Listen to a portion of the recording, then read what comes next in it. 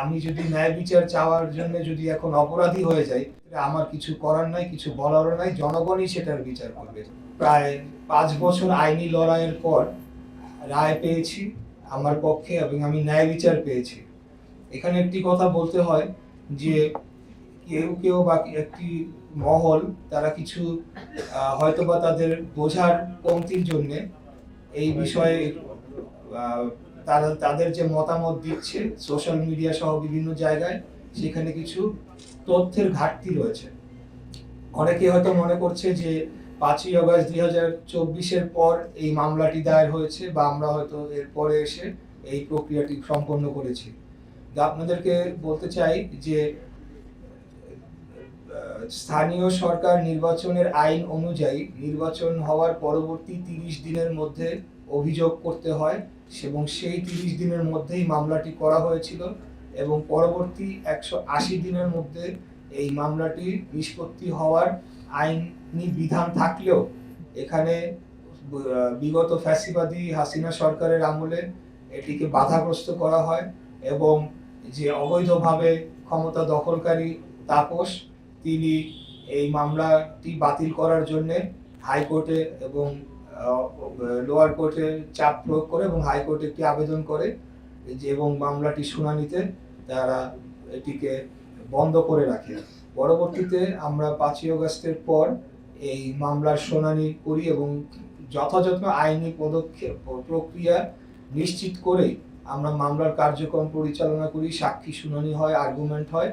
এবং পরবর্তীতে আমি গতকাল আমার কাঙ্ক্ষিত রায় যেটি সেটি আমি পাই। অতএব এখন যদি আমি আমার ন্যায় বিচার চাই দেশে, তাহলে আমি বিএনপির সদস্য দেখে এখন আমাকে যদি বলা হয় সেটা আমার অন্যায় অপরাধ, তাহলে এই যে বৈষম্য বিরোধী বাংলাদেশ গড়ার যে প্রত্যয় নিয়ে যারা এখন আগামী দিনে রাজনীতি করতে চাচ্ছে আসছে বা অন্যান্য কোনো গোষ্ঠী, তারা যদি আমার প্রতি বৈষম্য করে, আমি যদি ন্যায় বিচার চাওয়ার জন্য যদি এখন অপরাধী হয়ে যাই, আমার কিছু করার নাই, কিছু বলারও নাই, জনগণই সেটার বিচার করবে। আমি এখানে সম্পূর্ণ আমার যে ন্যায় বিচারটি সেটি পাওয়ার জন্য আমি আমার কার্যক্রম করেছি। এই রায়টি হওয়ার কথা ছিল আরো 5.5 বছর আগে, 180 দিনের মধ্যে, কিন্তু স্বৈরাচারী শেখ হাসিনার আমলে এই রায়টি আমাকে দেওয়া হয় নাই। এখন আমি আমার আইনি প্রক্রিয়া সম্পন্ন করে রায়টি পেয়েছি।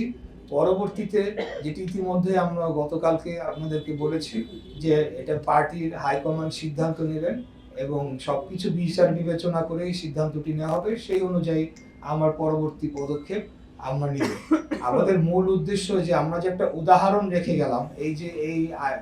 আইনি লড়াইটা সম্পন্ন করার জন্য শুরু থেকেই আমরা লেগেছিলাম,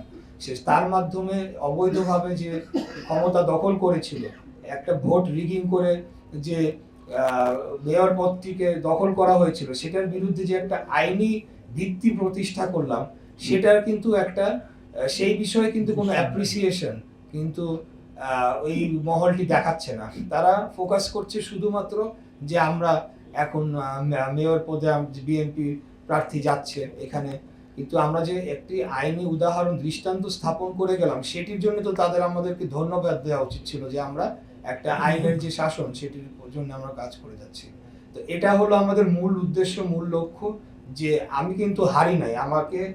হারিয়ে দেওয়া হয়েছে, অতএব সেটা কাগজে কলমে প্রতিষ্ঠা পাক, সেটাই আমাদের লক্ষ্য ছিল।